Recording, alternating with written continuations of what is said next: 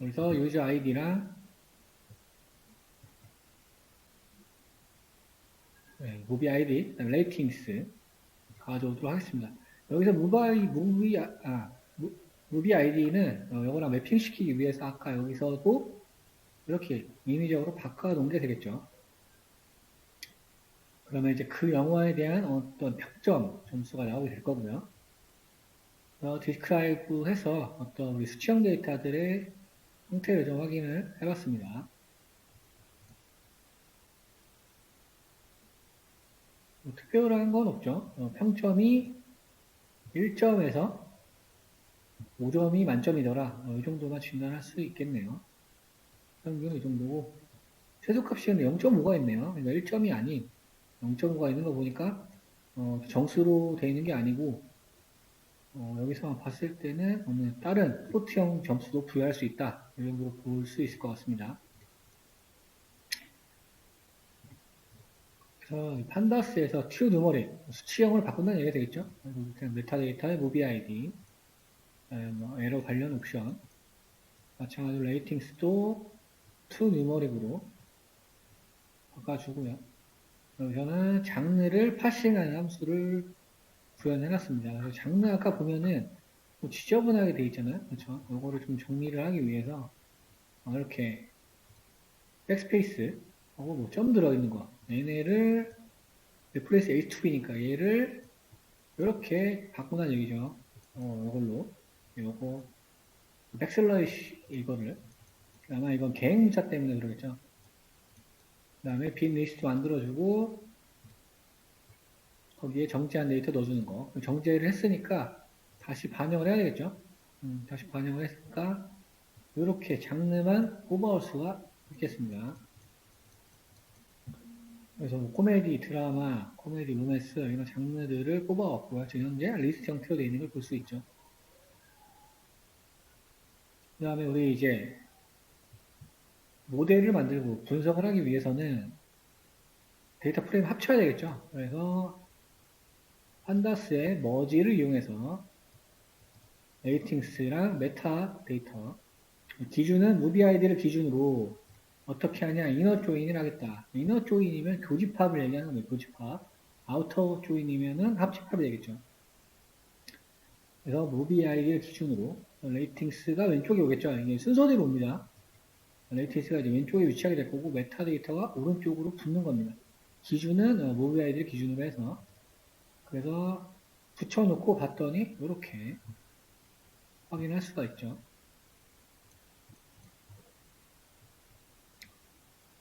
피벗 테이블로 어떤 열의 제목, 이 열, 피처 네임들의 제목, 유저 아이디 봤더니 난값들이 좀 많이 있을 수 있죠. 왜냐하면 모든 사용자가 모든 영화를 본 건 아니니까 여러 것들이 있는 거 볼 수 있고 그 다음에 여기서는 피어슨 콜릴레이션을 사용을 했습니다. 이것도 이제 상관계수에 관련된 부분이고요. 어느 정도 상관이 있는지를 계속 측정하는 거고 마이너스 1부터 1까지의 값을 갖습니다. 그래서 그 값을 구현하는 건데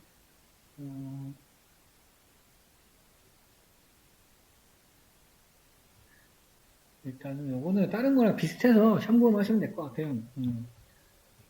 그 값에서 이제 평균, 그 해당 요소 값에서 평균 값을 빼고, 얘도 마찬가지로.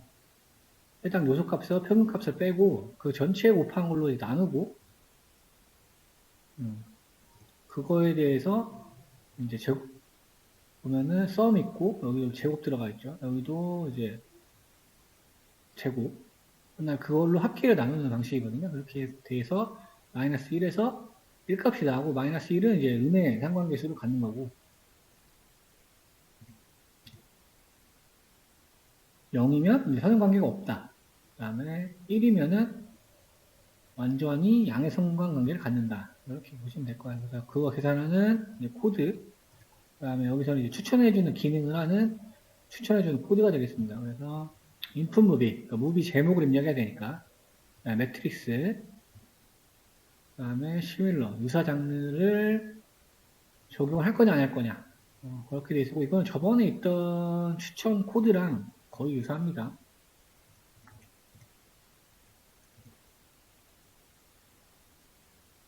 나중에는 내림차순으로 정렬해서 요청한 후보금 개수만큼 n 여기서 이제 추천을 들어간 거죠. 그래서 여기서 다크나이트란 영화 그래서 유사도가 높은 거 10개를 추천해 주는 게 되겠죠. 그 다음에 나중에 찍을 때는 데이터 프레임 형태로 찍고 싶다. 여기 유사도 점수가 나오고 있는 거고요. 장르까지 출력해본 부분.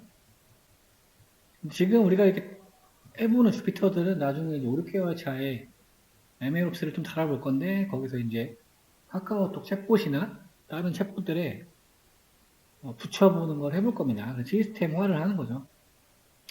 지금은 공부하실 거는 어떤 이제 판다스에 대한 부분들, 그 다음에 전처리하는 부분 이런 게 굉장히 중요하겠죠. 그런 걸 좀 유심히 보시고요. 이거는 이제 본인 스타일대로 할 수 있는 거죠. 피어슨 상관계수를 써도 되는 거고, 그냥 코릴레이션을 써도 되는 거고.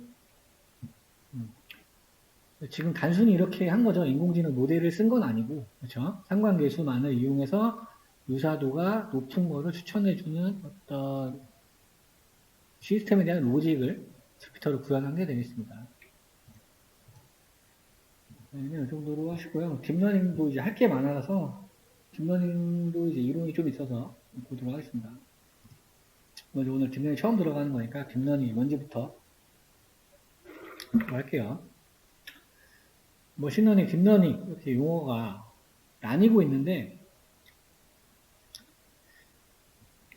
일단은 둘 다 우리가 아시는 뭐 이세돌이 그렇죠? 바둑한 이후로 조금 대중화가 됐죠. 보통 우리나라에 본격적으로 조금 서비스화된 거는 한 2015년, 6년 그쯤부터 시작이 됐죠. 약 10년 정도가 된 거고 획기적으로 발전을 시켰다. 어느 부분을 이제 발전시켰는지 좀 알아보고 그래서 사회경제, 산업 거의 모든 분야에서 머신러닝, 딥러닝의 활용이 점차 강조가 되어 왔다. 특히 대형 언어 모델, LLM, 그 다음에 GPT, 그 다음에 비전 등에 대해서 약간 괄목할 만한 성장을 이루었고요. 이미 굉장히 많이 대중화되어 있습니다. 그래서 딥러닝의 어떤 개념을 알아보고 딥러닝 기법을 활용을 하는 게 우리가 이제 공부해야 될 일인 거죠. 여기 보시면 이제 텐서플로우라는 게 나옵니다. 텐서플로우가 나오고 뭐 케라스가 나와요. 그 다음에 이제 받아볼게요. 프레임워크라고 말을 하는 거예요. 프레임워크는 라이브러리보다 더 상위의 개념이라고 보시면 됩니다. 프레임워크라는 게 어떤 뼈대라는 의미를 가지고 있잖아요. 그런데 라이브러리도 프레임워크에 맞게 제공이 됩니다. 그래서 텐서플로우랑 케라스는 구글에서 제공을 한다고 생각하시면 되고 파이토치는 페이스북에서 제공하는 프레임워크라고 생각하시면 됩니다. 텐서플로우랑 케라스는 굉장히 대중화되어 있고 기본적인 딥러닝 예제들은 텐서플로우, 케라스 된 것들이 엄청 많아요. 파이토치는 페이스북에서 나왔지만 이거 말고도 다른 프레임워크들이 있지만 기본적으로는 우리는 이 세 가지, 네 가지 정도로 활용을 할 거고 근데 올해 가을에 아마 파이토치가 우리가 머신러닝 때 배웠던 사이키너랑 결합을 한다고 들었어요. 그렇게 돼서 이제 파이토치가 조금 더 주류가 될 가능성이 좀 있다. 말씀을 드릴 수가 있고 우리는 다 해보긴 해볼 겁니다. 그래서 딥러닝에서 주로 사용하는 프레임워크들이다 라고 알고 계시면 될 것 같습니다.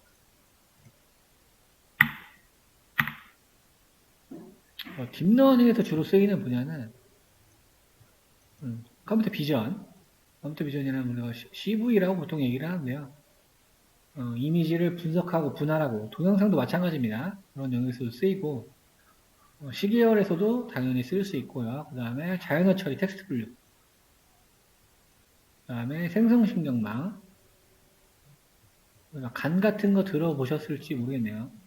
달리 같은 거 우리가 GPT 같은데 어떤 사진을 생성해줘 이런 걸 하면 GPT가 사진을 뽑아내주죠. 네, 그런 것도 이제 딥러닝으로 만든다라고 지금 이해하시면 되겠습니다.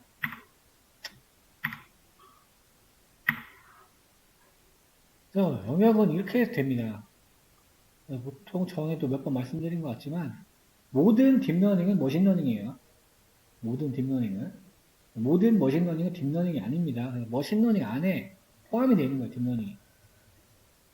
그렇기 때문에 사실 얘는 딥이라는 용어로 조금 뭔가 강력해 보이지만 사실 머신러닝이 더 큰 개념이고 더 어렵습니다. 왜냐면은 어떤 피처들이나 특징 같은 거를 데이터 과학자가 다 알아서 설정을 해줘야 되고 파라미터 같은 것도 설정을 해줘야 되기 때문에 보통은 데이터가 많을 경우는 딥러닝이 성능이 더 잘 나오는 편이고요.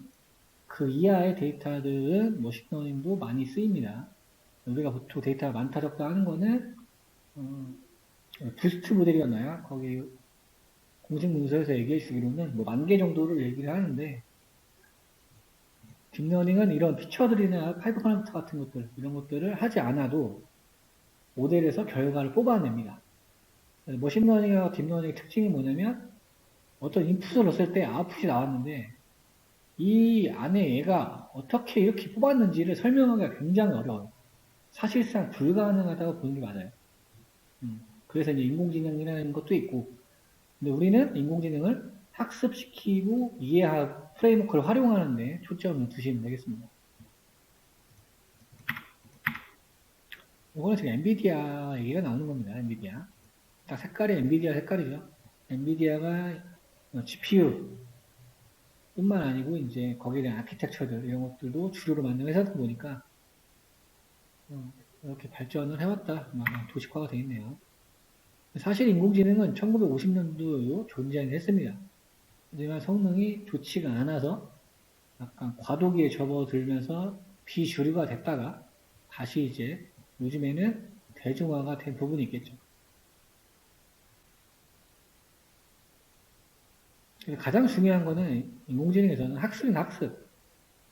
어떻게 학습을 시켜서 모델을 만드느냐가 관건입니다. 그래서 굉장히 많은 영역에서 사용이 되고 있다. 옛날에는 보시면 되게 성능이 좋지가 않았어요. 그러니까 쓸 필요가 없었던 거죠. 성능이 안 나오니까. 그렇죠. 그런데 이렇게 규칙을 찾아내도록 유도하는 머신러닝이 유행하게 되면서 핵심 기법으로 자리를 잡게 되었다. 근데 그게 1990년도를 이야기하고 있어요. 이거는 머신러닝 할 때도 조금 봤었죠. 머신러닝 뿐만 아니고 그거는 딥러닝도 마찬가지예요. 왜냐면 모든 딥러닝은 머신러닝이니까 당연히 입력 값이 있어야 되고 타깃이 있어야 되고요. 그 다음에 어떻게 평가하는지 평가 지표가 마련이 돼야 되겠습니다.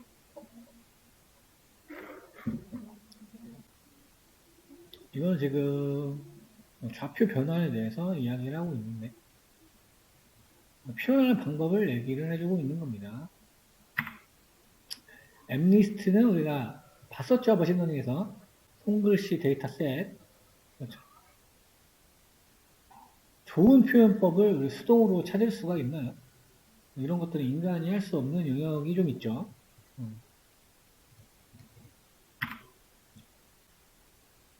그다음에 뭐 회전, 이동, 사용, 잘라내기 이런 기법들도 다뤘었고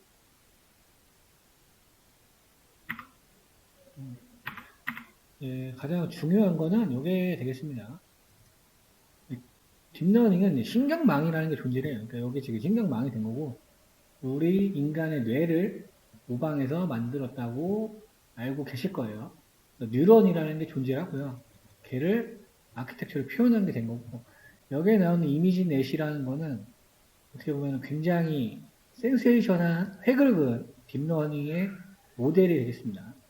이미지 넷이라고 해서 사실 이거는 구글에서 만들었다고 되어 있긴 한데 그 뿌리를 살펴보자면 거기에 전에 어떤 멤버들이 있어서 그 멤버들이 이 문제를 아마존에서 과제로 내면서 2012년에 엄청난 성능이 이루어졌어요. 그래서 성능이 95% 이상을 돌파하면서 여 대회가 종료가 됐는데요. 이 전부터 대회가 이루어졌었습니다. 근데 인간이 분류를 해도 95%밖에 안 나왔단 말이에요. 근데 인간보다 성능이 더 좋게 나왔어요. 그래서 이제 이 시즌에 종료가 됐는데, 이거는 거기 아키텍처 도식한 거고, 이거는 차후에 자세히 설명을 해드릴 겁니다. 그래서 심층 신경망, 여기 보면 DNN 이렇게 읽을 수 있죠. Deep Neural Network.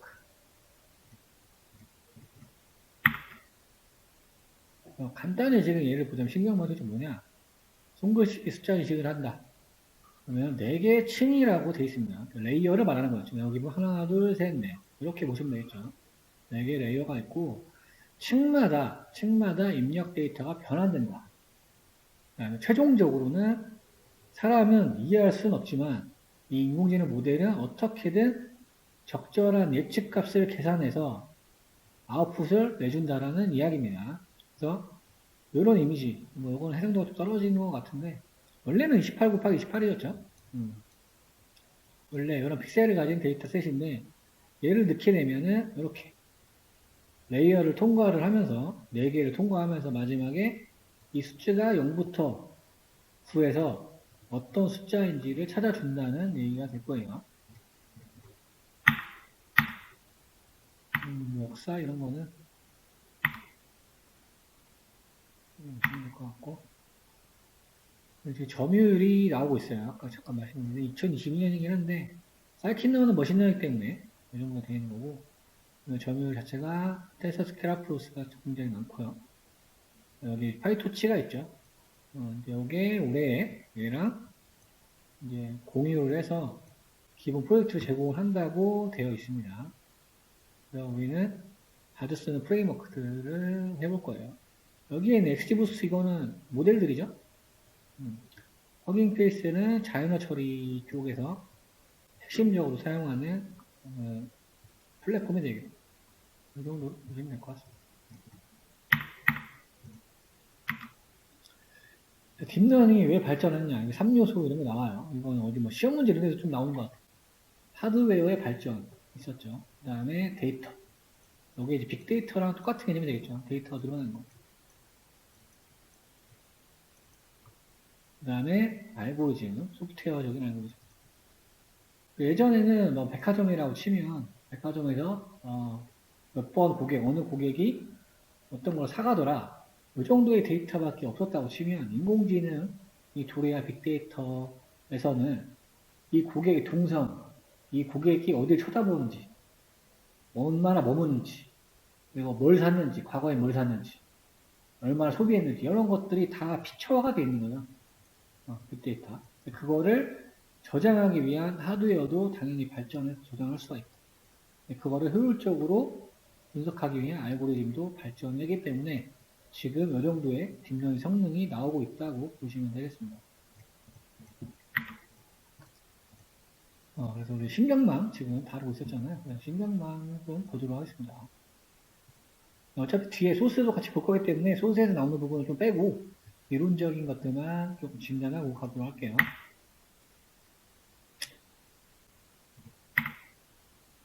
여기 보시면 텐서플로우 케라스 데이터셋이 나옵니다.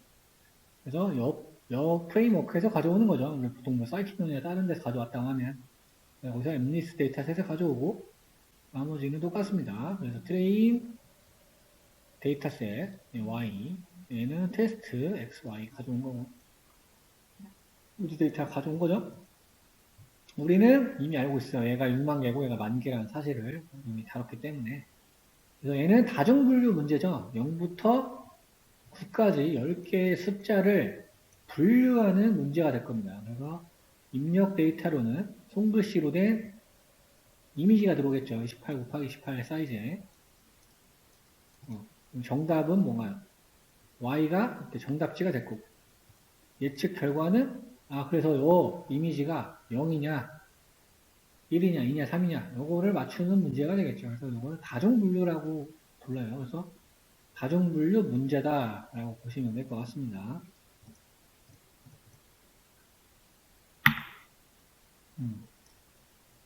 보면은 각각 픽셀이죠, 픽셀. 여기를 세보면 28개가 될 거예요.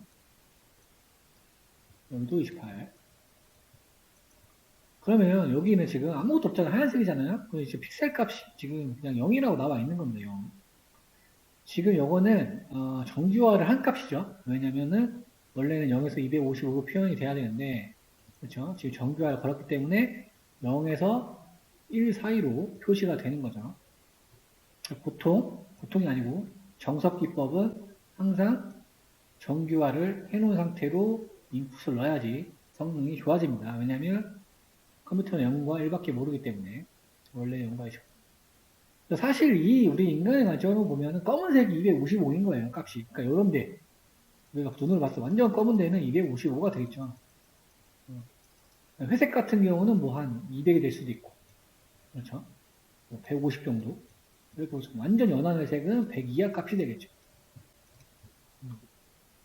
그래서 얘를 봤더니 어쨌든 7번이 99% 확률 계산했더니, 그래서 어느 좌표에 이렇게 있었을 때 그러면 이제 여기에 관련된 유사한 픽셀들의 값이 진하잖아요. 그쵸? 걔를 7이라고 학습을 하는 거죠. 원리는 이렇습니다. 샘플, 타깃과 라벨, 정답 제기하는 거죠. 즉각, 클래스 범주. 지금 다중 분류 문제고, 여기서 범주라고 하는 거는 이 클래스는 0, 1, 2, 3, 4, 5, 6, 7, 8, 9를 이야기하는 거죠. 그래서 텐서플로어에서 케라스, 여기 텐서플로어 케라스. 여기 모델 봤어요, 모델. 케라스의 시퀀셜. 순서를 얘기하는 겁니다, 순서. 시퀀셜. 순서를 이야기하는 거고요. 잠시만요.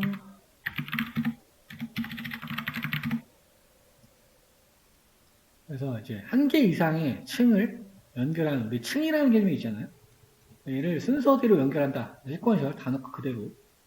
층을 구성해서 연결한다는 의미를 가졌어요. 시퀀셜 앞에 대문자니까 클래스가 되겠죠. 여기서는 그럼 층이 몇 개인 거예요? 2층밖에 없는 거예요. 2층밖에. 두 개 층밖에 없는 거고. 여기서 중요한 건 댄스라고 말하는 게 있어요. 댄스. 댄스 지금 숫자가 512가 나왔네요. 512라고 하는 거는 유닛을 얘기해요. 유닛. 유닛은 뭐냐? 뉴런이라고 생각하시면 돼요. 뉴런. 뇌에 있으면 뇌의 뉴런을 얘기하는 겁니다. 근데 우리가 픽셀 값이 28 곱하기 28이니까 784잖아요. 그렇죠? 근데 얘를 다 쓰면 좋은데 꼭 이렇지는 않단 말이에요. 그러니까 요거를 우리가 조정을 하는 거예요. 이 픽셀 값을 나는 어쨌든 간에 512로 받겠다는 얘기예요. 왜냐면 지금 1층 시작할 때 512로 받는다는 얘기니까. 그러면은 원래는 784를 1차원으로 펴서 이렇게 들어있는 거. 얘를 512 1차원으로 바꿔주는 겁니다. 512 1차원. 그러니까 512인 1차원 어레이, 배열이 돼서 생성한다는 얘기가 되는 거예요. 여기 액티베이션이라는 거는 활성화 함수라고 합니다. 활성화 함수. 여기 보면 렐루라고 되어 있어요. 렐루. 렐루는 이제 음수가 나오지 않도록 유도를 시키는 거예요. 왜냐면은 이 1층을 통과했는데 음수값이 나오면 안 되잖아요. 왜냐면 통과할 때마다 행렬 곱셈이 이루어지죠. 그렇게 되면 어떻게 될 때는 음수가 나올 수도 있어요. 음수가 나오면 안 되기 때문에 렐루라는 거를 걸어줍니다. 활성화 함수를. 그래서 각각 층마다 어떤 걸 활성화 함수 쓸 건지는 AI 엔지니어나 데이터 과학자가 설정을 해줘야 되는 거예요. 근데 이제 기본적으로 잘 알려져 있는 신경망 같은 경우에는 논문에 나와 있는 대로 쓰시는 게 중요합니다. 그래서 이 숫자를 임의로 건드리면 안 되는 거예요. 본인이 이해하는 대로 수정을 할 수 있겠지만 가장 좋은 거는 논문에 소개된 대로 하는 게 좋다. 근데 지금은 간단히 시퀀셜로 구성하는 거니까 상관없습니다. 렐루는 음수는 모두 0으로 처리해주는 함수다. 음수는 무조건 0으로 바꿔주는 겁니다. 그 다음에 두 번째 층에서는 10이 됐어요. 10. 그러면 512 값을 다시 10개로 바꾼다는 얘기입니다. 10개로. 여기서는 액티베이션, 활성화함수가 소프트맥스라고 되어 있어요. 소프트맥스는 여기 2층을 통과하게 되면 각각 숫자에 대한 확률이 나온단 말이에요. 0일 확률이 몇 프로, 1일 확률이 몇 프로. 그런데 이게 다 막 얘가 90, 90, 90 이렇게 나온다고 하면 얘를 다 더하면 이게 몇 프로인지 모르잖아요. 그렇죠? 얘를 비율로 계산해줘가지고 각각 여기서 제일 높은 거를 구해주는 거예요. 그러니까 이 합이 각각 클래스에 대한 예측한 확률의 합을 100%로 만들어주는 겁니다. 그 조정이 돼서 제일 높은 거를 선택할 수 있도록 만들어주는 함수가 소프트맥스 함수다 라고 기억을 하시면 되겠습니다. 그래서 유닛, 우리가 하는 뉴런은 어떤 값을 저장하는 장치. 그러니까 우리 이미지로 봤을 때는 그냥 한 픽셀로 이해를 하시면 되겠어요. 활성화 함수는 각각 층에서 마지막에 활성화가 되는데 그 유닛을 통해서 새로운 값을 만들어내겠죠. 왜냐하면 0으로 나왔을 때 4, 아니 넘수로 나왔을 때 1로 바꿔준다고 했으니까요. 그렇죠. 그래서 활성화 함수가 끝나고 다음 층으로 전달이 되는 겁니다.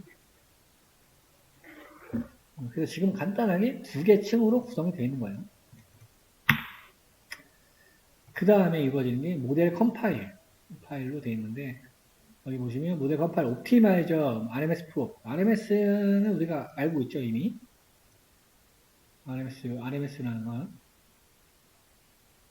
경상성법을 이용한 여기 손실값 실제값 손실값을 빼서 계산하는 거 이거 같은 경우는 기본적으로 어느 문제면 그러니까 얘가 뭐 이진분류 문제다 다중분류 문제다 이런 거에 대해서 공식처럼 정해져 있어요. 지금은 일단은 테스트만 우리가 한번 해볼 거고 나중에 이거에 대해서 자세히 공부를 할 겁니다. 로스, 손실함수는 뭘로 할 거냐? 스팔스, 카테고리컬, 크로스 엔트로피라고 나와요. 희소행렬, 카테고리컬, 크로스 엔트로피를 사용한다 나와요. 이것도 지정이 되어 있는 거예요. 그 다음에 매트릭은 우리 분류 문제니까 어큐시로 하겠다. 그래서 모델을 컴파일하는 게 들어있다. 이거는 우리 지금 케라스 모델, 텐서플로우 케라스 모델을 활용해서 여기에 있는 겁니다. 각각 프레임워크마다 조금씩 다르겠죠.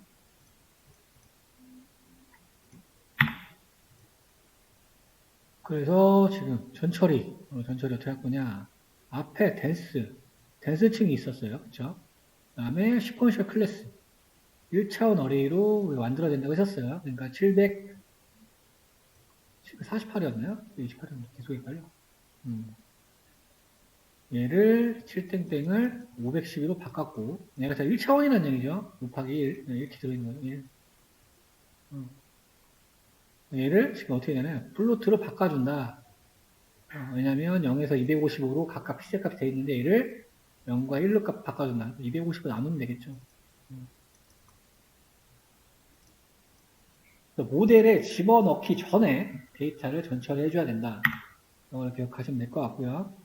여기 모델 훈련하는 부분, PT라는 함수가 있어요. 또 이미지 x값 넣어주고 정답 넣어주고 에포크는 훈련 횟수를 이야기합니다. 훈련 횟수 5번.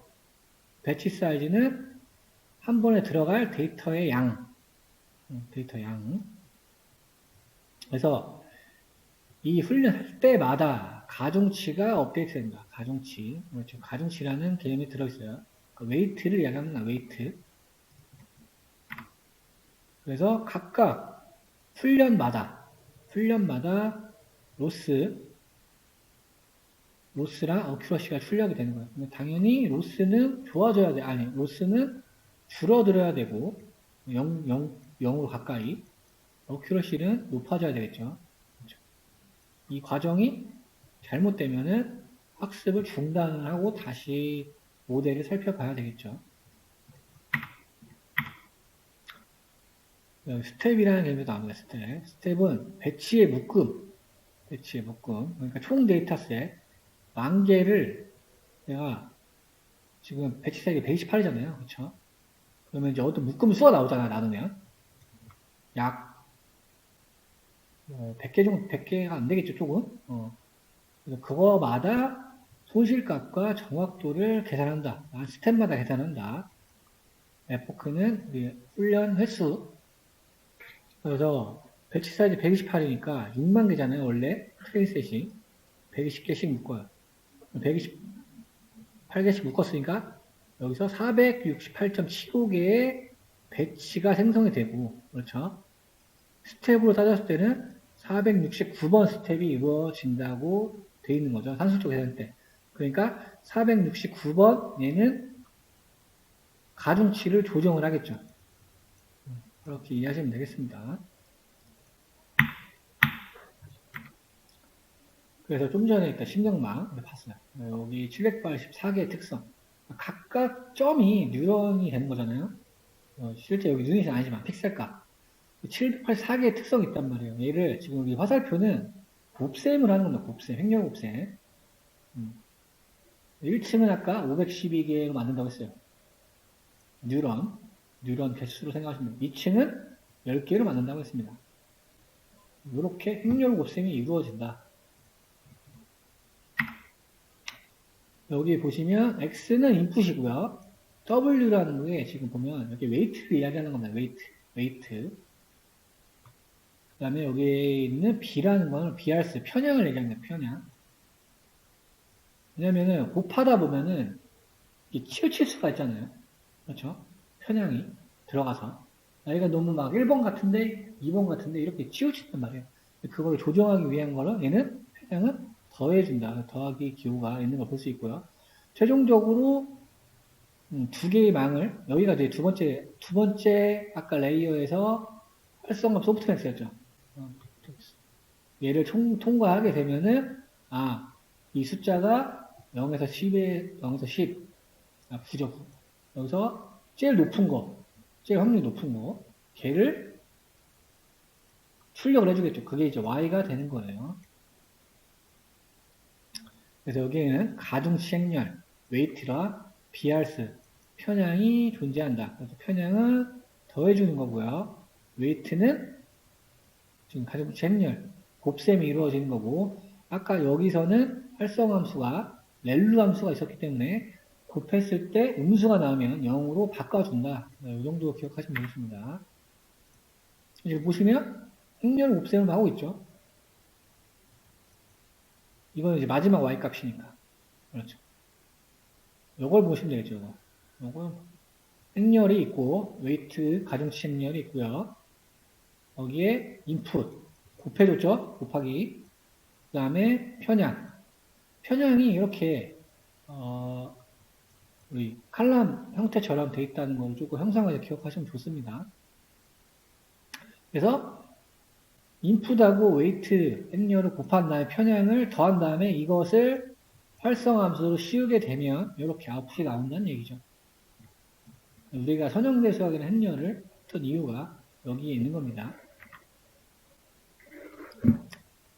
스텝 훈련 여기 보면 소프트맥스 W 웨이트 곱하기 X 입력 플러스 편향 그 다음에 얘를 소프트맥스로 비우게 되면은 마지막 층 얘기하는 건 2층 두 번째 레이어 그렇게 되면은 Y가 출력되겠다. 그래서 훈련을 할 때마다 배치 단위로 예측 결과와 오차를 이용해 조정한다. 이거는 우리 계속 얘기했던 거죠. 우리 로스 펑션 계산하는 거, 손실함수. 그렇죠. 여기서 0으로 가기 위해서 계속 순간기울기를 이동해서 0으로 가는 과정이에요. 그래서 예측값에서 우리 실제값에서 예측값 빼고 제곱해주고 여기가 데이터가 되겠죠. 여기는 배치 사이즈만큼.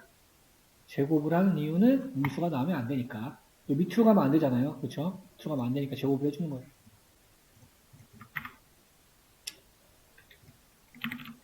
그래서 여기서 지금 앞핀 변화에 또 나오는 앞핀 변화는 후에 자세히 보도록 하죠. 오늘 조금 개념 설명이 좀 많이 필요한 부분이라서. 그래서 보면은 여러분들 처음 보는 개념들이 좀 많이 나옵니다.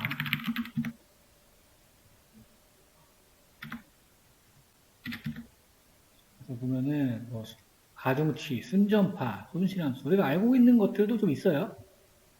지금 처음 보시는 단어는 아마 이 정도 될 겁니다. 이렇게 이 정도. 가중치는 아까 좀 전에 설명을 했죠. 가중치 행렬. 각층에서 가중치라 불리는 어떤 파라미터고 행렬 형태를 가지고 있었죠. 그래서 순전파라고 하는 건 이제 포워드라는 개념이 있어요. 앞에서 이루어진다고 보시면 되고요.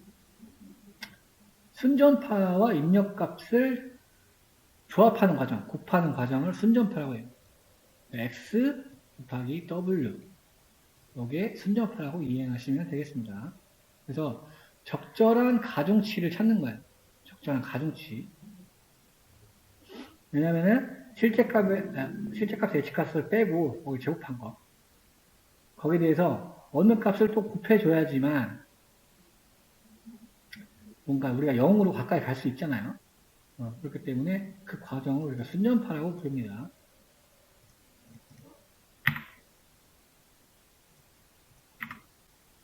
그 다음에 우리 역전파가 나오죠. 역전파는 경사각법을 통해서 순간기울기 계속 계산하면서 업데이트하는 것. 그래서 모델의 손실값을 최대한 낮추는 방향으로 가중치를 조절하는 과정을 말하는 겁니다. 그래서 얘는 이제 백프로페게이션이라고 해서 뒤에서 작업을 한다 이런 식으로 말이 돼 있어요. 그래서 걔가 이제 역전파를 의미하는 거고요. 역전파는 계속 반복을 하게 되면 손실값이 계속 작아지게 되겠죠. 그래서 계속 업데이트한다는 개념을 이해하시면 되겠습니다. 마찬가지로 여기서 뭐 지금 옵티마이저 하는 거는 최적화하는 작업이잖아요. 최적화. 그렇죠. 그래서 아까 뭐 스파르스 카테고리 크로스 엔트로피 이렇게 정해져 있는 옵티마이저를 역전파에 넣어야 된다. 그래서 옵티마이저는 역전파에 의해서 실행이 된다라고 이해하시면 되겠습니다. 그다음에 훈련 루프라는 게 아까 잠깐 나왔었죠? 훈련 루프. 훈련 루프라는 거는 이렇게 반복하다는 얘기예요. 순전파, 손실값 계산하고 역전파. 계속 최소 손실값, 0과 가장 가까이 값을 가질 수 있도록. 그 다음에 그 값을 가질 수 있도록 곱해줘야 하는 가중치를 찾기 위해서 계속 반복하는 과정이라고 보시면 되겠습니다. 그 다음에 요거는 우리 평가하는 부분이죠. 그래서 여기서는 슬라이싱 해가지고 프로젝트니까 예측. 그래서 모델 만들었으니까 예측해보자.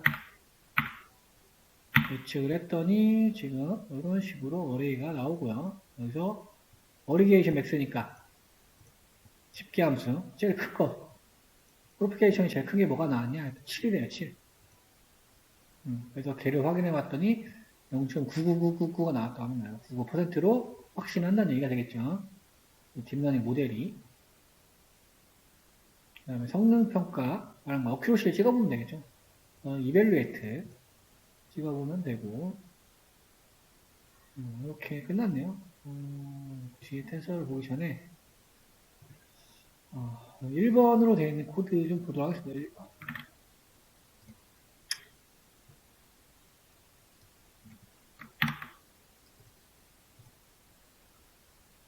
1번. 심장방송 요구 지금 있던 내용들이 이제 코드로 구현이 된 거고요. 보시면은 먼저 들어갈 게 우리가 이제 딥러닝을 다루다 보면 딥러닝에서는 GPU를 좀 사용을 하셔야 됩니다. 그래서 콜앱에서는 제공을 해줘요. 런타임 유의한 변경을 누르시면 이제 이렇게 어떤 GPU가 할당이 돼요. 보통은 프로 결제를 하시면 이런 것도 활성화가 되는데 저는 지금 뭐 테스트를 너무 많이 해가지고 프로 가입이 되어 있는데 컴퓨팅이 지금 부족해서 안 나오는 거예요. 보통 일반적으로 테스트 할 때 T4로 해놓으시고 테스트 하시면 됩니다. T4. 지금 T4로 하고 연결이 되면은 T4 GPU가 할당이 될 거예요. 연결됐고요. 그 다음에 보통 텐서플로우는 이렇게 TF로 알리아스를 해서 관용도로 사용을 합니다. 그래서 이제 텐서플로우의 버전 확인을 해볼게요. 2.15라고 나오는데 사실 텐서플로우 버전에 따라서 굉장히 에러가 많이 날 수도 있어요. 특히 비전 영역에서는. 그래서 항상 우리는 버전에 민감해야 된다. 어쨌든 콜앱에서 사용하는 버전은 지금 2.15 버전이다 라고 참고하시면 되겠고, 나중에 어떤 프로젝트 같은 걸 하시게 되면은 버전을 타는 게 좀 많아요. 그래서 그 버전 종속성을 확인을 하셔야 됩니다. 그 다음에 지금 뭐 베이직 디바이스 GPU 올라갔어요. 그랬더니 지금 논리적인 디바이스가 할당이 됐다. 그래서 GPU 0번이라고 나오죠. 0번. 우리가 이제 콜앱이니까 0번이라고 나오는 거예요. 만약에 여러분들이 GPU 서버를 갖고 계시면은 개수만큼 번호가 할당이 되는데 4개면은 0, 1, 2, 3번 이렇게 될 거예요. 근데 보통 뭐 인공지능 전문적으로 하시는 분 아니면 집에 그래픽카드가 있으시면은 이렇게 0번으로 나오실 거예요. 구글에서도 여러 개 주진 않으니까. 여러 개가 있으면 병렬 처리를 할 수 있거든요. 그래서 나중에 학습하실 때 조금 빨리 하고 싶으면은 병렬 처리를 할 수도 있다. GPU에 대해서. 그래서 가져와 보도록 하겠습니다. 아까 administrator 가져왔죠? 가져와서 개수 차원 쉐이프니까요. 그렇죠? 디프런트 나온 거. 라벨 봤을 때 첫 번째 5번부터 쭉 있었고 테스트셋은 10,000개죠. 그래서 총 7만 장 중에 트레인셋 6만 장, 테스트셋 10,000장. 여기서 신경망, 텐서플로의 케라스, 케라스의 시퀀셜로 댄스, 요걸 좀 잘 기억하셔야 돼요. 렐루는 음수 값을 0으로 바꿔준다. 활성함수, 소프트맥스는 우리 확률의 합을 1로 만들어주는 거. 그냥 그렇게 해서 제일 높은 확률을 가진 거를 우리가 출력을 해야 되기 때문에 신경망 두 줄로 구성하는 거야. 끝난 거야. 굉장히 간단하죠. 그 다음에 아까 순서가 어떻게 됐어요? 원래는 그게 맞죠. 데이터스 로드하고 데이터 전 처리하고 신경망 만들고 신경망 모델 컴파일. 그렇죠. 신경망 모델 컴파일. 그래서 아까 옵티마이저는 RMS 프로브로 한다고 했었어요. 얘는 SGD 경상법을 사용하는 거. 그래서 이렇게 어떤 기법이 정해져 있어요. 근데 얘는 지금 어쨌든 기록의 갱신의 안정성을 조금 더해주는 RMS 프로브를 사용을 했고 분실 함수는 스파르스 카테고리 포션 그룹에 사용을 했다. 카테고리컬은 분류 문제니까 이런 거는 비교적 잘 정의가 되어 있다. 그거를 활용하시면 추천을 드리고요. 매트릭은 분류 문제니까 어큐러시를 사용을 해야 될 거고요. 이거는 정석 기법이죠. 분류 문제에서는 어큐러시가 기본입니다. 기본. 얘만 쓰면 안 되지만 얘가 디폴트로 쓰여야 돼요. 정확도. 여기서 전처리를 뒤에 넣었어요. 일단 실행을 좀 해볼게요. 활성함수도 하고. 이거는 각각 트레인셋과 테스트셋을 원래 0에서 255로 돼 있던 거를 1에서 0과 1 사이로 정규화 시키는 거죠. 정규화 시켜서 첫 번째 것만 찍어봤어요. 그러니까 이렇게 바뀐 걸 확인할 수가 있죠. 꼬랩이 좀 바뀌었네요. 그 다음에 피트로 훈련하는 과정. X, Y, 에포크, 배치 사이즈. 이 배치 사이즈도 일반적으로 정해져 있습니다. 딱히 뭔가 방법이 정해져 있지 않아요. 이거는 왜냐면 하드웨어 좀 설정을 좀 따져야 되고 그런 지표들이 있어요. 그래서 얘를 엉뚱하게 설정을 하고 너무 막 높은 걸로 막 해버리면은 뻗을 수도 있고요. 컴퓨터가 서버가 뻗을 수도 있고요. 결과가 잘못 나올 수도 있습니다. 그렇기 때문에 논문에 소개되어 있는 내로 사이즈를 쓰시는 게 좋아요. 보통 그렇다고 너무 또 작게 설정하면은 또 안 돼요. 조금 이거는 좀 경험적인 게 좀 필요하다 말씀드리고 훈련을 해볼게요. 그러면 이제 어떻게 나오는지 GPU로 설정이 되기 때문에 훈련 속도가 굉장히 빠를 겁니다. 저 지금 뭐 10초도 안 걸렸죠? 학습 시키는데 학습 끝났어요. 학습이 끝났고 그 다음에 우리 0에서 10번까지 슬라이싱 해가지고 테스트 GC라는 거 넣어준 다음에 예측해 보도록 할게요. 예측 끝났고 예측을 뭘로 했는지 확인해야 되니까 0번이 아까 5번이죠. 5번 숫자 5번 얘가 숫자 5번이잖아요. 예측한 결과를 보니까 이런 식으로 나와있네요. 여기에 보이는 우리 지수들은 마이너스 8이니까 여기 마이너스 8이에요. 하나 둘 셋 넷 8번 굉장히 작은 지금 숫자가 나온 거를 볼 수가 있는 겁니다. 얘도 마찬가지고요. 여기서 마이너스 9니까 0.00000372 이렇게 된다는 거죠. 그래서 0번에 대한 예측값이 이렇게 플로트 형태로 나오더라. 그래서 어리게이션 맥스로 그래서 가장 높은 게 뭐야? 7번이 나왔네요. 근데 0번 테스트셋이네요. 제가 잘못 얘기했네. 트레이셋은 제일 첫 번째 게 5번이잖아요. 테스트셋은 첫 번째 게 7번이죠. 그래서 0에 7 요거 걔가 지금 이렇게 나왔다는 거예요. 0.99.98이 나와서 선택을 했다는 겁니다. 다른 숫자들을 여러분들 여기 짜시면은 각각 숫자들에 대한 뭐가 나오겠죠? 이런 식으로. 0의 확률 굉장히 작죠? 굉장히. 7하고 좀 비슷한 거 5 한번 할까? 5? 얘도 뭐 작긴 한데. 1, 2, 3, 4, 5, 6, 7. 얘가 7이죠. 0, 1, 2, 3, 4, 5, 6, 7, 8, 9 되는 거죠. 각각의 확률. 그러니까 거의 뭐 절대적으로, 그렇죠? 얘는 지금 마이너스 1승이니까 여기잖아요. 그렇죠?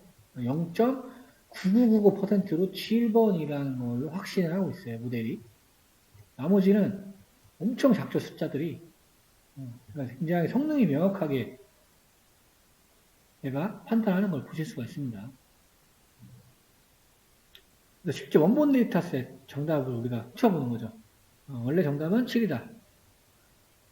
그 다음에 여기서 로스랑 ACC 역효시 담을 거 이밸류에이션으로 우리가 테스트 셋에 대해서 성능 테스트를 해볼게요.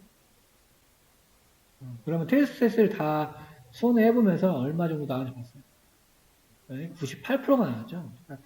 여러분들 머신러닝 했을 때 98%라는 숫자는 못 봤을 겁니다. 그렇죠? 아무리 우리가 극한으로 높였어도 이 똑같은 데이터를 사용했을 때 97이었을 거예요. 근데 지금 딥러닝으로 코드를, 신형망 코드를 두 줄을 만들어 놓고, 그렇죠? F코드 5번밖에 안 줬는데요. 성능이 98%가 나온다는 걸 확인할 수가 있어요. 그러니까 딥러닝이 성능이 이 정도로 나오고, 어떤 코드도 조금 간결하고, 이런 걸 조금 체득하시면 좋을 것 같습니다. 잠깐 쉬고, 텐서 가보도록 하겠습니다. 이어서 보도록 하겠습니다. 오늘 우리 텐서 얘기하고 있었잖아요. 텐서가 뭔지를 좀 알아야 되겠죠. 그러니까 이제 넘파이, 어레이와 텐서. 우리가 데이터 사이언스 할 때 넘파이 다뤘었죠. 그래서 넘파이, 지금 얘는 넘파이잖아요. 그래서 넘파이의 어레이 12 넣었어요. 얘가 지금 0차원 텐서라는 얘기를 하는 겁니다. 0차원 텐서, 어레이 12.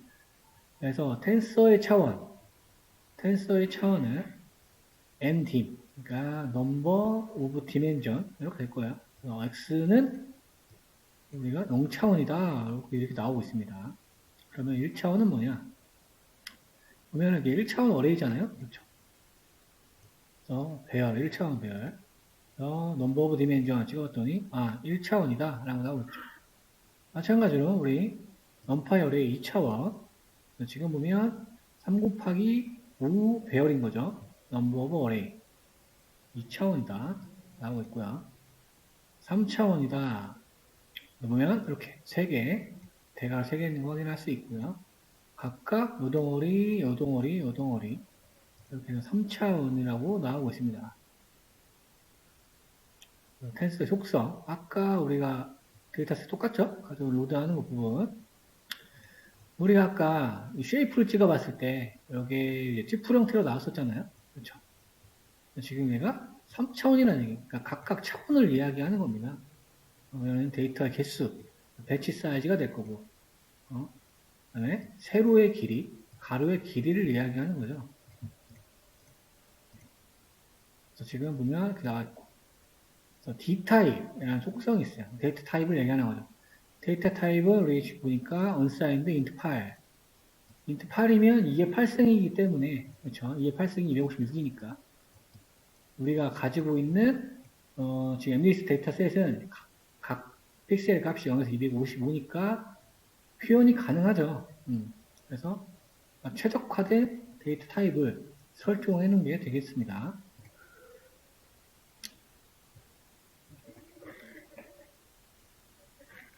앞에 unsigned가 들어간 이유는 뭔가 양수만 취급하겠다는 얘기예요. 양수만. 픽셀 값이 마이너스라는 게 문제지 않잖아요.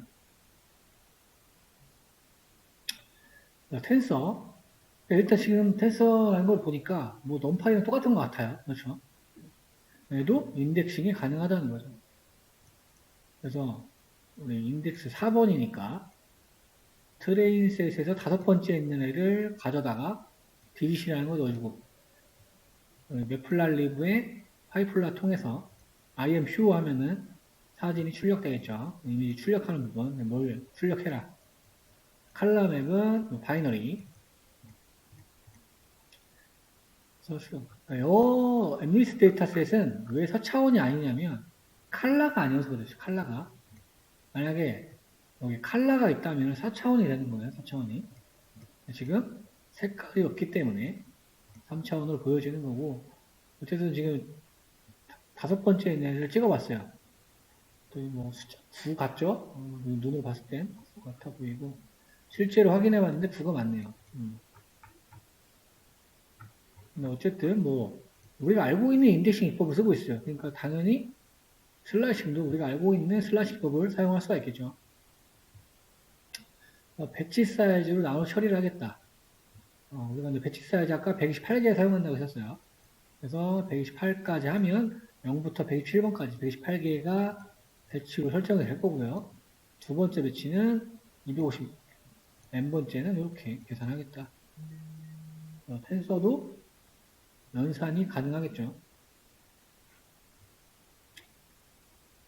여기 보면은 네이티브 애들이에요. 네이티브 애들. 이거는 지금 그냥 뭐 행렬 덧셈은 구현한 코드가 되죠. 행렬 덧셈. 얼설트는 지금 디버깅하는 코드들이 담아 있는 거고 쉐이프가 2차원이어야 되고 그렇죠. X 쉐이프가 Y 쉐이프랑 같아야 되고 정사각형이라는 얘기를 하는 거죠. 왜냐하면 크기가 다르면 안 되니까요. 그렇죠. X에는 X 카피 해놓고 이중 폼을 돌면서 각자 더해서 누적해라. 그 다음에 리턴해라. 그러니까 우리가 어떻게 더하는지 살펴보기 위해서 텐서 덧셈을 본 건데 우리가 알고 있는 거랑 똑같습니다. 그 다음에 브로드캐스팅. 브로드캐스팅은 우리 행렬 모양을 맞추는 거죠. 모양을. 2D 텐서와 1차원 텐서 합이 이루어지는 과정. 그래서 보니까 우리 넘파이 랜덤으로 이런 사이즈를 만들었어요. 32열 X, 32열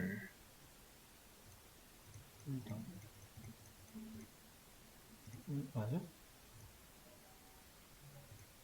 X의 첫 번째 거 만들어 놓고 제가 지금 잘못 봤는데 X를 출력하자는데 X의 0번 인덱션에 출력한 거죠. 얘는 Y만 출력한 거. 얘는 지금 1차원이라는 얘기죠. 1차원. 10행 1열이라는 얘기를 하는 거죠. 10행 1열. 찍어봤고. 그래서 이 10 콤마 되어 있는 거, 튜플인데 모양은 1차원 모양으로 되어 있는 거. 얘한테 축 추가를 해서 2D로 바꾼다. 축 추가하는 거. 그렇죠. 넘파이 expand lim스 y에 0. 그러니까 행방향으로 축 추가를 하는 게 되죠. 그러니까 얘가 지금 1 곱하기 10으로 해서 2차원으로 바꾼 게 되겠죠. y2가. 원래는 요 모양이었는데 이건 엑시스 0이니까 행방향으로 축을 추가한 거죠. 그랬더니 1 곱하기 10더 대괄호 2개니까 2차원으로 바뀐 거를 볼 수가 있고요. 그 다음에 이 지금 만들어 놓은 거 얘를 10번 곱하면은 32 곱하기 10이 되겠죠? 32번 곱했으니까 y2에다가 그러면은 32에 10 아니면 잘못된 것 같다. 예. 그렇죠? 그래서 32번을 곱했더니 30 곱하기 10 해서 원래 요 모양, X의 모양하고 똑같이 하려고 하는 거죠. 이렇게 바꾸는 과정을 보여준 거고요. 그래서 검증 코드, 디버깅 코드. 그 다음에 유니버셜 함수도 있네요. 유니버셜 함수. 여기서는 아까 설명드린 렐루 함수에 대한 거를 직접 구현해요. 렐루 아까 뭐였죠? 음수를 0으로 바꾼다고 했어요. 그럼 그 코드가 들어있겠죠. 네이티브 렐루. 쉐이프 확인은 카피해놓고 0번, 2번. 보니까 ij에서 0. 그렇죠. 만약에 여기가 음수가 되면은 두 개 중에서 맥스 최대값 찾는 거니까. 그렇죠. 이렇게 구현이 되어 있네요. 근데 이제 그러면 넘파이가 텐서냐 이렇게 생각할 수가 있잖아요. 그렇죠? 넘파이는 병렬 처리가 가능하고 매우 효율적으로 작동하는 저수준 언어로 되어 있다. 아래는 넘파이를 활용했을 때랑 그냥 단순히 파이썬만 사용했을 때 속도 차이를 보여주는 코드가 되겠습니다. 그래서 이렇게 만들어 놓고요. 20행 100렬짜리 XY 랜덤으로 만들어주고 쉐이프 찍어보고 그 다음에 여기서 타임 찍기 위해서 시작 시간 폼은 돌면서 걸린 시간을 측정을 했어요. 넘파이로 지금 하는 과정이죠. 넘파이 지금 MP 들어있으니까요. 정말 오래 걸려.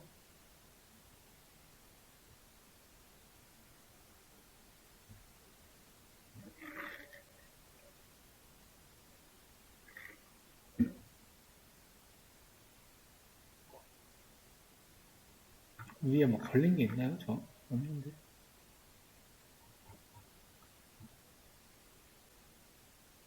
지금 보니까 0.02초가 원래 떠나가 있고요. 똑같은 기능을 하는 거를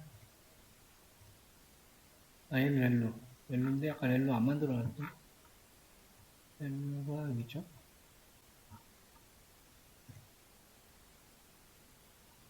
웨이트 웨드가 지정해놓고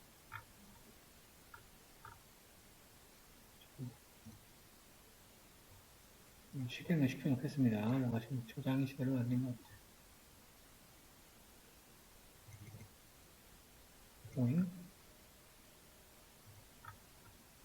이거는 메모리 문제겠죠. 요거를 안 해가지고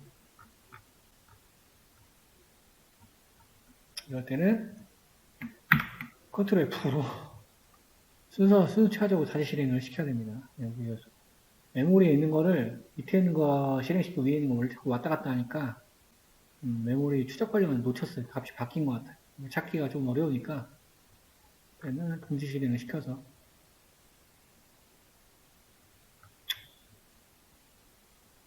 그래서 지금 보니까 1.82초가 걸린 거를 확인할 수가 있죠.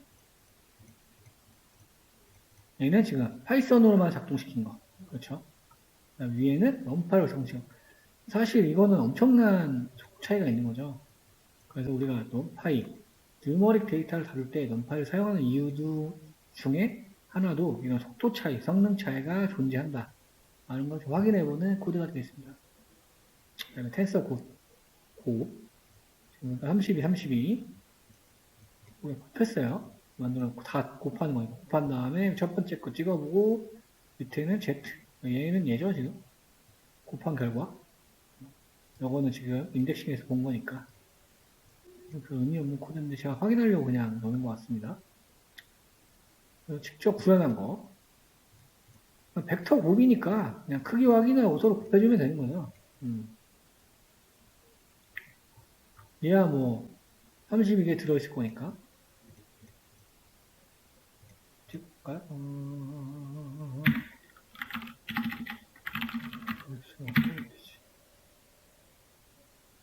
이런 식으로 32개가 있겠죠. 32개. 첫 번째 거만 일단 본 거고, 그렇죠. 두 개를 더하면은 벡터니까 이렇게 더해서 새로운 게 나오겠죠.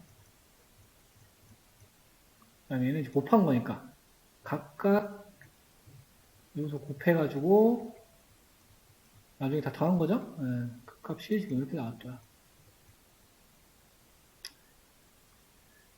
그 다음에 2D랑 벡터 선곱 이것도 가능하죠. 왜냐면 한쪽 모양이 맞기 때문에. 그래서 2, 3 쉐이프랑 3, 외에도 연산이 되니까요. 두 개 곱하면 이렇게 나온다. 이거는 함수 구간하는 거고. 2D 텐서랑 벡터 점곱도 가능했고요. 이거는 사실 뭐 데이터 사이언스 시간에 다 했던 것들이라, 그렇죠. 한번 리뷰해 놓은 모양 느낌으로 나온 것 같습니다. 보시면 됐고. 리쉐입. 리쉐입은 우리가 모양을 바꾸는 거예요, 모양. 지금 모양이 3 곱하기 2잖아요. 3 곱하기 2. 그렇죠. 얘를 리쉐입을 해라.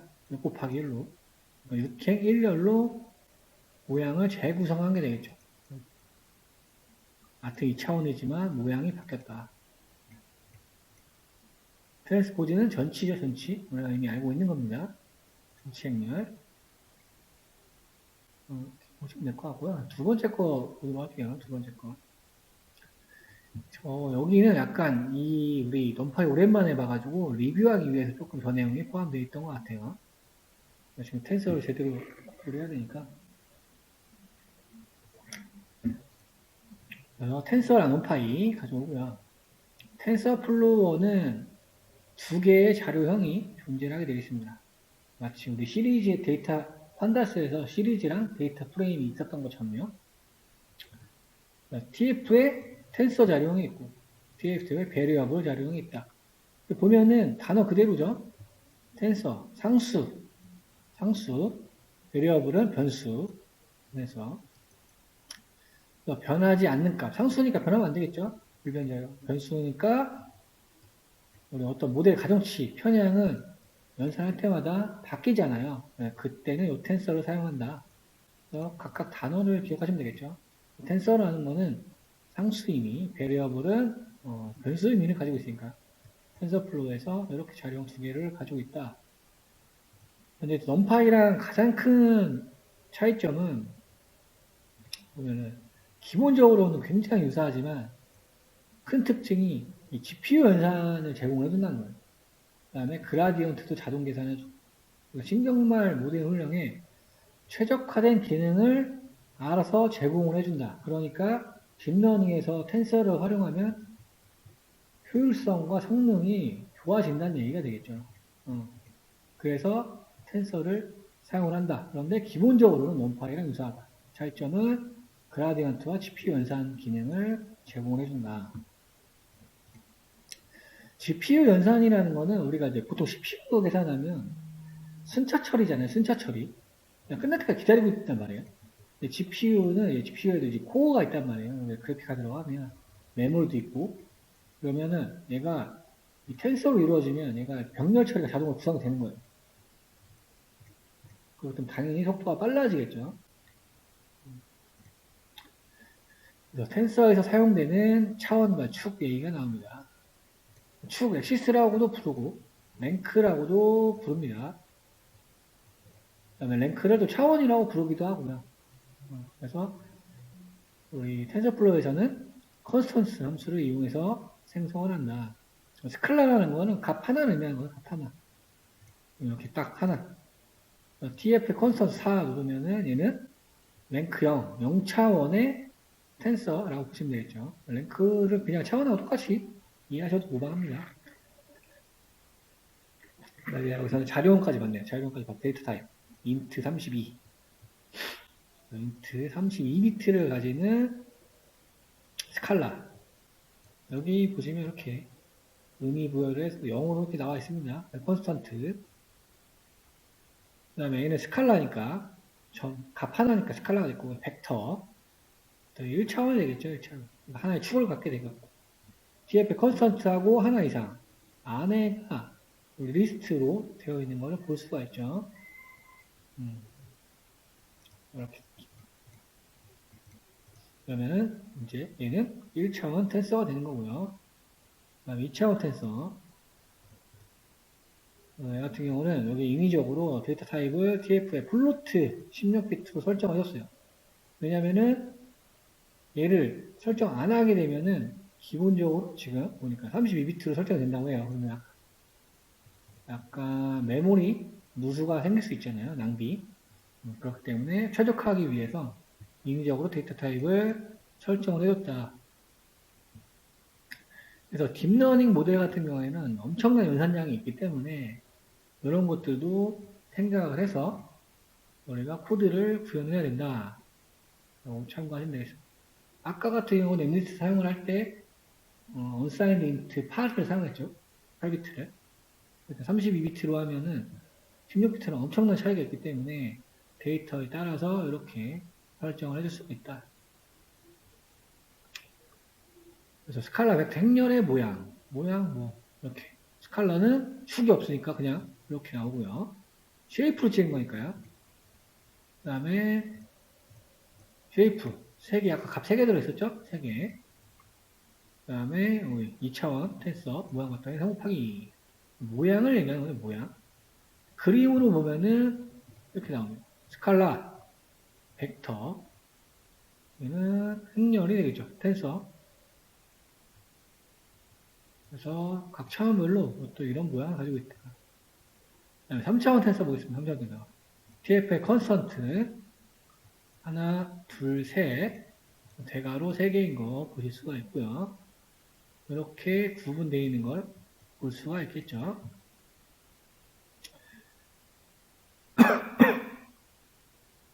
근데 지금 잠깐만요. 이게 5가 왜 나왔어? 아, 맞죠? 2 곱하기 5행렬. 그러니까 얘가 행, 열, 그 다음에 덩어리 개수라고 생각이 되겠죠. 이 모양 그대로 본다고 하면요. 왜냐하면 우리가 아까 엠리스 데이터에서 봤을 때도 앞에 배치 사이가 나오고 28 곱하기 28이 나왔었잖아요. 그렇죠? 얘는 어떤 모양에 대한 개념을 생각하시면 좀 쉽고 행렬, 2행, 5열이잖아요. 2행, 5열. 그 다음에 덩어리가 세 덩어리니까 이렇게 약간 형상에서 기억하시면 되겠습니다. 다시 읽어봤어요. 시각화를 하면은 이렇게 됩니다. 그러니까 이걸 또 형상화돼서 이해하시면 좋아요. 어쨌든 우리가 앞에 평면으로 보이는 2D 개념으로 보면 지금 이렇게 나오잖아요. 2 곱하기 5. 뒤에 지금 3개가 더 있다는 거예요. 그렇죠. 실제 모양, 텐서 모양을 3차원을 보면 이렇게 되어 있는 겁니다. 그러니까 지금 위로 쌓여있다고 보면 위로. 이렇게 쌓인 거죠. 2 곱하기 5가 이렇게 쌓인 거.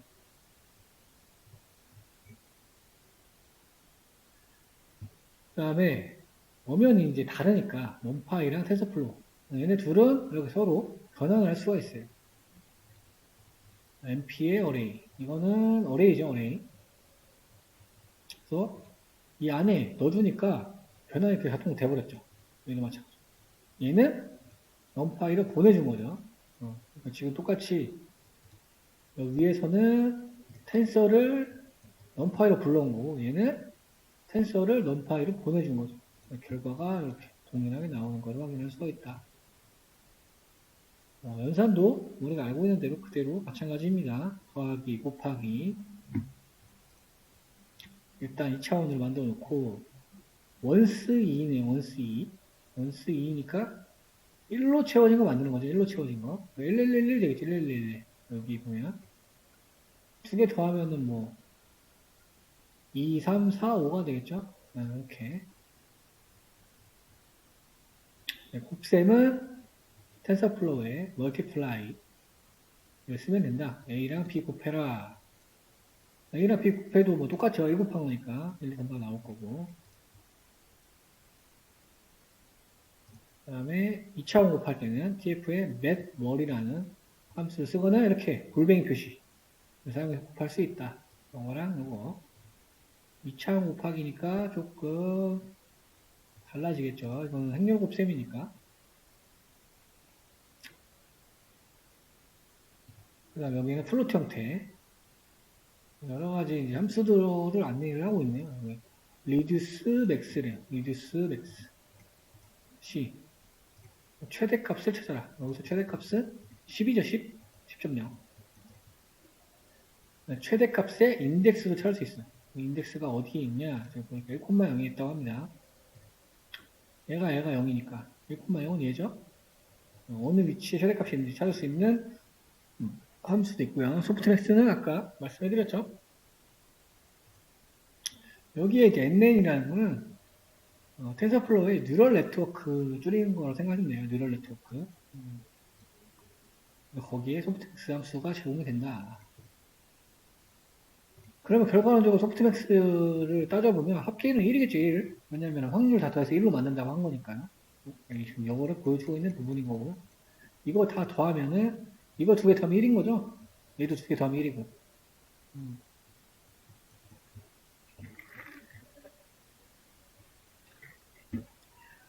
자동 변환. 텐서플로어, 텐서 인자로 받아야 되는데, 인자가 텐서 자령이 아니면 자동으로 변환돼서 처리를 한다. 왜냐면 내부적으로 convert to tensor 함수가 형변환을 하고 있기 때문이다. 그래서 예를 들면은 list numpy 두 개가 이거에 해당을 한다는 거죠. 지금 1, 2, 3이라는 리스트를 convert to tensor, 텐서로 보낸 거죠. 그럼 텐서로 바뀔 거고요. 여기 데이터 타입이 텐서로 나오는 걸 보일 수가 있고 이 형태는 이제 정수다 보니까 32. 리드스 맥스는 우리가 최대값 뽑는 것이니까 numpy 3. 제일 높은 거 인덱싱 하는 거니까 저 두 번째 제일 큰 값이 있죠. 0, 1, 2니까 얘를 뽑아서 2 나온 거 볼 수 있고요. 소프트맥스니까 이렇게 변환해서 만들어준 거. 이건 만약에 출력값이 이런 식으로 나왔다고 하면 소프트맥스 함수 거치면 이렇게 변환된다. 요거 다 더하면 1이죠. 1. 그렇게 나오는 걸 볼 수가 있습니다.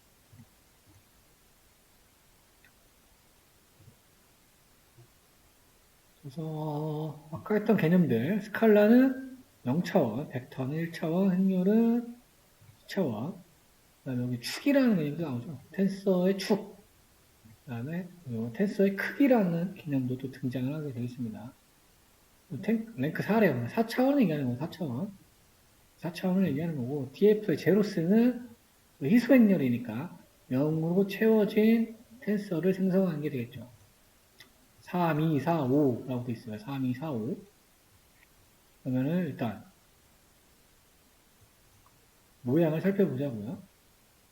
지금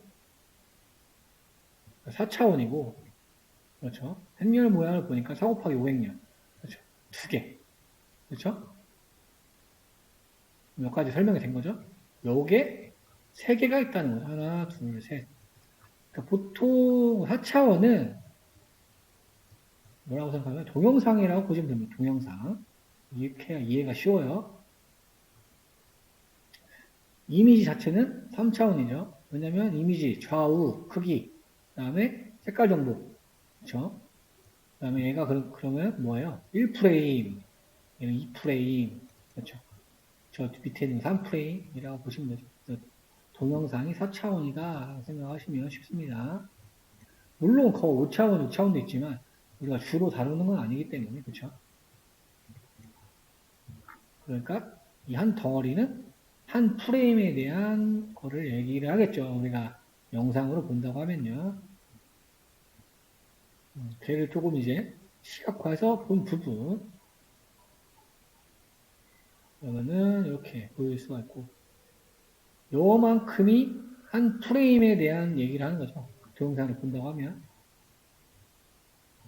보통 우리가 주로 쓰는 영상은 1초에 30프레임이에요. 특별한 설정을 하지 않는다면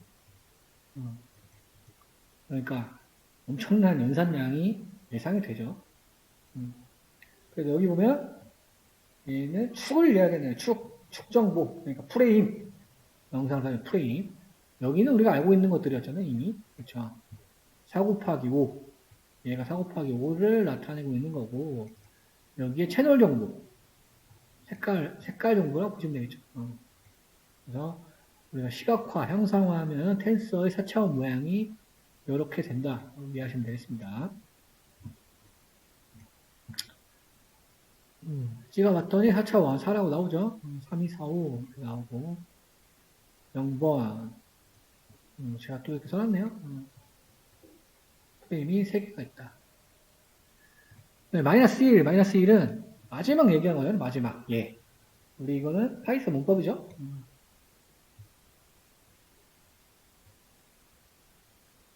그래서 사이즈라는 것도 제공해요. 텐서의 크기가 뭐냐? 120이래, 120. 120은 뭐냐? 요거 지금 우리 주사위 개수가 120개 하는 겁니다. 곱해보면 알겠죠? 3 곱하기 6, 6, 4, 24, 24 곱하기 5 하면 120 나오니까요. 자, 이런 사이즈를 구할 수 있는 것도 있다. 텐서의 크기라는 게 존재한다.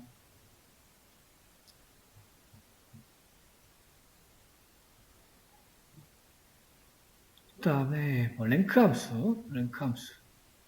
넘파이의 차원과 텐서의 차원과 쉐이프 속성에 저장된 값은 투플들이잖아요.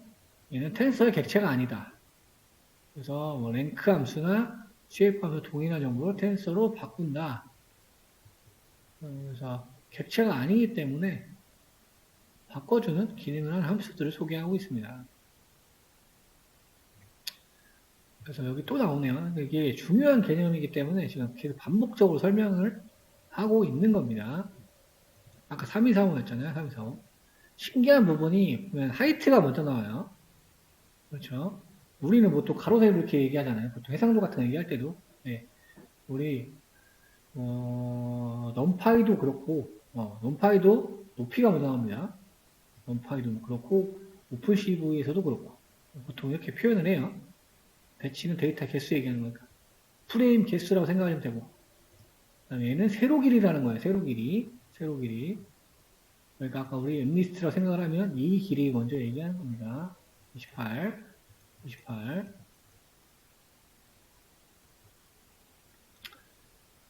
그 다음에 피처스랑 여기서는 이제 뭐 특성이라고 나오는데 만약에 이게 이미지라고 하면 여기 채널 RGB 값이 되겠죠. RGB 값. 4차원의 경우에는 각 축의 순서가 이렇게 돼 있다. 이 순서를 막 변환해야 될 때도 생기고 하거든요. 그러니까는 확실하게 이해를 해 놓으시는 것이 좋습니다.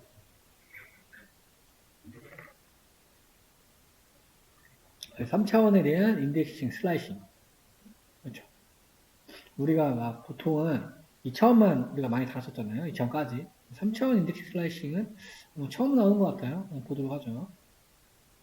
3차원 어쨌든 세 덩어리가 있고 모양 쉐이프로 찍어봤더니 3, 2, 5래요. 2, 5. 그러니까 우리가 행렬로 생각하면 되게 쉬워요. 행렬 세로잖아요. 세로. 그렇죠. 세로 먼저 나온다고 했고. 그렇죠. 세로 가로. 모양으로 생각을 하면 행렬이지만 그렇죠. 쉽게 생각하면 세로 가로 될 수 있는 거잖아요. 그 다음에 앞에 있는 거는 우리 배치 사이즈였으니까 모양은 이렇고요. 인덱싱 어떻게 하냐? 우리가 직관적으로 이렇게 찍으면 돼요. 그러면은 전체 다 네, 마지막 축만 지금 4라고 했습니다. 4라고. 얘는 뭔가요? 4니까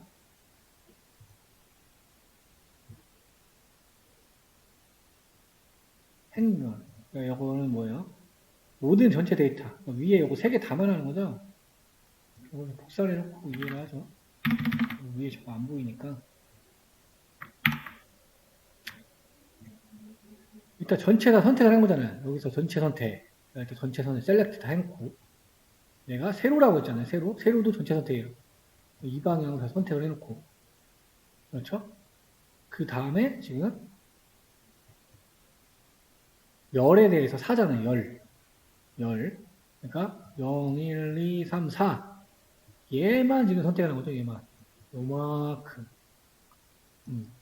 이걸 조금 형상화해서 이해를 하시면 좋아요.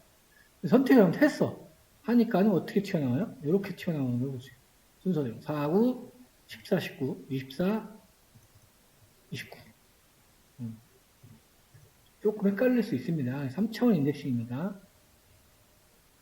모양 변환. 그러니까 이런 일들을 많이 해요. 왜냐면 이제 프레임워크마다 좀 다를 수도 있고, 이런 게 있기 때문에 어쩔 때는 축변을 할 때도 있고, 모양 변환할 때도 많습니다. 그래서 모양을 좀 바꿔보자. 모양을 바꾸는 거는 새로운 텐서를 위해 메모리를 더 만드는 건 아니고, 뭔가 메모리 효율적으로 작동하기 위해서, 그러니까 원본이 바뀐다는 건 아닙니다. 여기서 이런 방식을 뷰라고 불러요.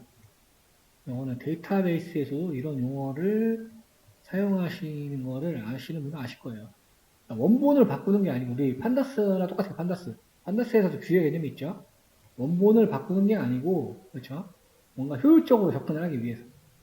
왜냐면 원본이 있으면 원본 데이터를 바꾸는 거는 메모리가 얘를 점유하고 있고, 이거를 수정하게 되거나 바꾸게 되면 뭔가 작업이 일어나잖아요. 그러면 CPU도 소모해야 되고, 메모리도 또 할당을 해야 되죠. 새로운 걸 만드니까. 근데 그런 게 없이 뷰라는 거는, 이 메모리, 이 공간의 주소값에 접근을 해서 여기에 있는 거를 그냥 메모리에 이미 로드가 되어 있는 거니까. 걔를 갖다가 활용하는 방법. 그런 방식을 뷰라고 말한다. TF 컨스턴트 2차원이죠? 2차원인데 지금 보니까 3행 1열짜리 하나 둘셋 3행 1열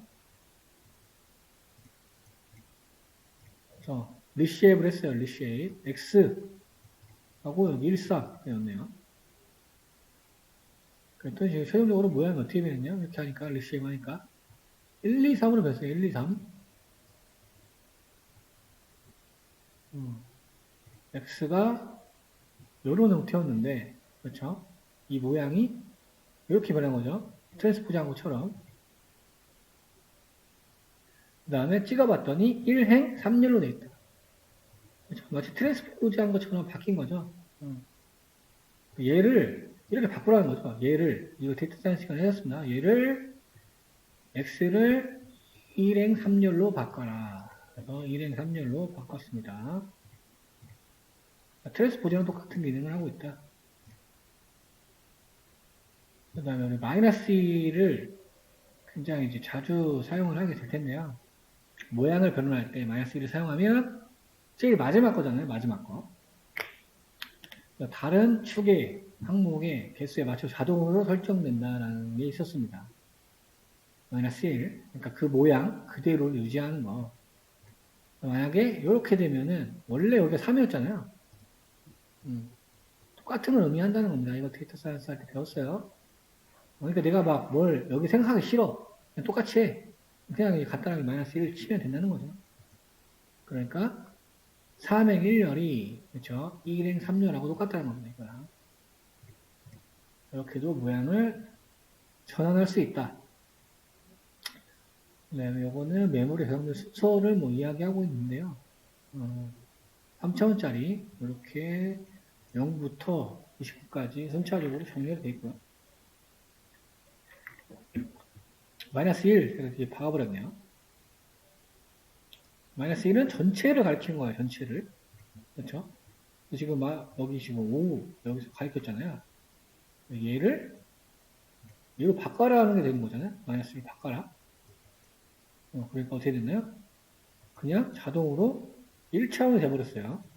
얘가 다 풀려가지고 이렇게 붙어버린 거죠.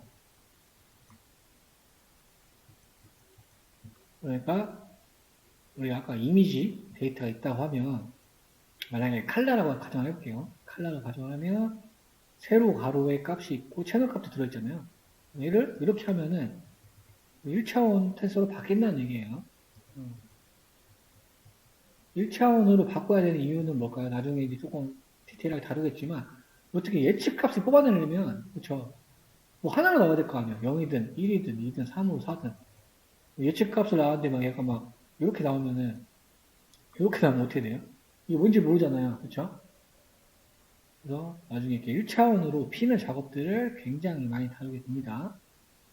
이렇게 마이너스 1 활용하면은 이렇게 1차원 테스트로 바로 바꿀 수 있다. 리시에 통해서 이렇게 왜냐면은 마이너스 1은 전체를 말하고 있기 때문에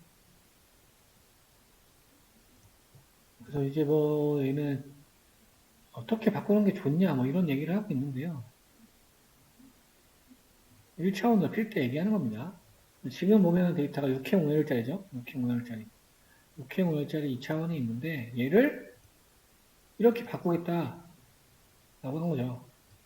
얘는 6 곱하기 5로 바꾼 거. 우리 아까 지금 위에서 1차원을 바꿨었잖아요. 1차원 다시 이 모양을 바꾼다는 얘기가 되는 거죠. 이 모양을 다시 이렇게 바꾸는 거. 다른 모양으로도 바꿀 수 있겠죠. 이제 위에 실행했던 이 모양을 어떻게 바꾸나요? 3에 마이너스 1이에요. 마이너스 1은 뭐예요? 요만큼 의미하는 거잖아요. 그렇죠? 얘가 곱해져서 이렇게 바뀌는 거예요. 수식이 자동 적용이 됩니다. 그러니까 바꿔보니까 숫자가 어떻게 되나요? 3에 10열짜리가 된 거죠. 왜냐면 10이니까. 이렇게 2차원으로 바꿀 수가 있다.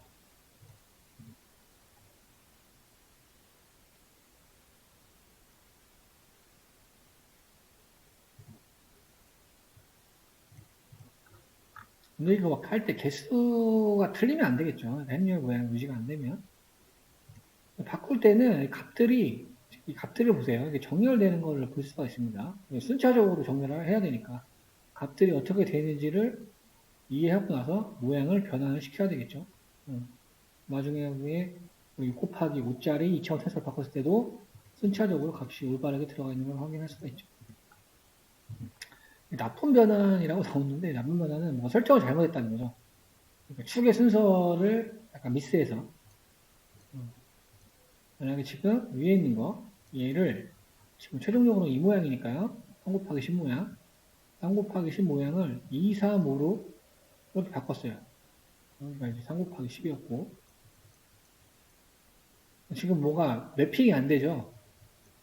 그렇죠. 여 두 개 곱하면 15인 거고 얘 두 개 곱하면 6인데 그렇죠. 뭔가 매핑이 안 돼요.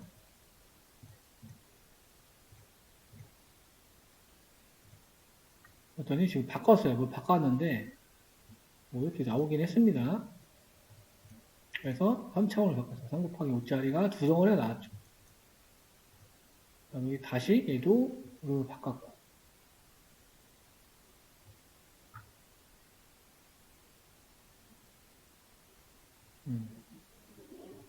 그런데 지금 여기서는 얘를 7이라는 숫자 나왔어. 7. 지금 이게 7이라는 게 좀 말이 안 되죠? 지금 7이 어떤 곱하기를 해도 7이라는 모양이 행렬로 나올 수가 없어요. 그렇기 때문에 지금 7을 적용한 순간 여기서 트라이셉트면서 에러가 난 거예요. 왜냐면 이렇게 비어버렸기 때문에.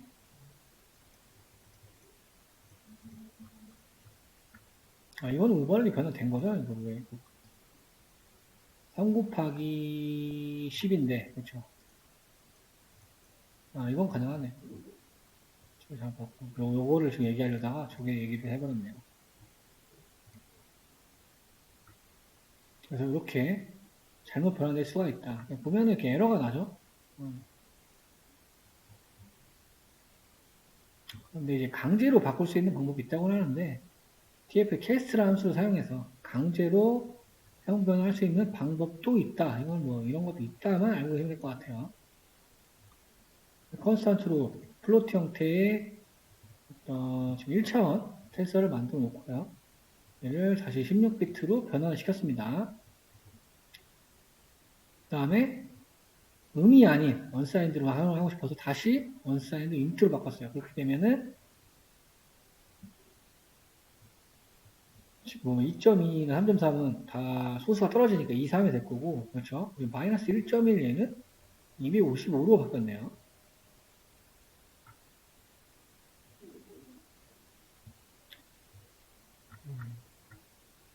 이렇게 바꾸는 방법이 브로드캐스팅. 우리 크기 맞추는 작업이 되겠죠? 크기 맞추는 방법. 1, 2, 3, 2. y는 저 스칼라고, x랑 z는 벡터가 되겠죠? 이것도 뭐, 연산은 다 되는 거 우리가 알고 있습니다, 이미. 이것도.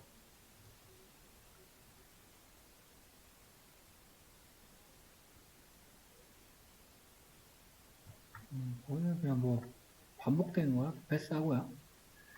다양한 종류의 텐서, 비정형 텐서도 존재한다. 아까처럼, 우리 사각형 모양이 아니고 이렇게 약간 이가 빠진 것처럼 그런 비정형 모양이 될 수도 있다. 근데 얘는 일반적으로는 만들 수가 없다. 텐서로는, 상수로는. 아예 자료형이 바뀌어야 된다. 그래서 레그드 텐서 자료형 선언을 해서 이렇게 비정형 모양에 대한 텐서를 만들 수도 있다. 사실 이렇게는 잘 활용을 하진 않습니다. 근데 이런 방법이 있다 정도만 알아두시면 될 것 같아요. 레그드 리스트 만들어 놓고 얘를 일반적인 콘스탄트로 만들려고 하니까 에러가 나고요. non rectangle, 사각형 모양 아니다 라고 얘기가 나오죠. 그래서 애초에 자료형을 만들어 놓고 담으니까 이 모양 그대로 담아진 걸 확인할 수 있죠. 그래서 TFL 레그 텐서다. 모르는 거는 지금 정보를 알 수가 없잖아요. 지금 열이 일정하지 않으니까 모르니까 얘는 그냥 논이라고 나오네요. 논. 희소 텐서는 우리 희소, 영어로 얘기하는 0으로 채우는 거고 희소 텐서를 활용하게 되면은 조금 센스 있게 활용을 할 수 있다. 그래서 TF 스파르스 텐서 자료가 있다. 3 곱하기 4 만들어 놓고 2개만 넣어놓고 나머지는 다 0으로 채우면 되겠죠.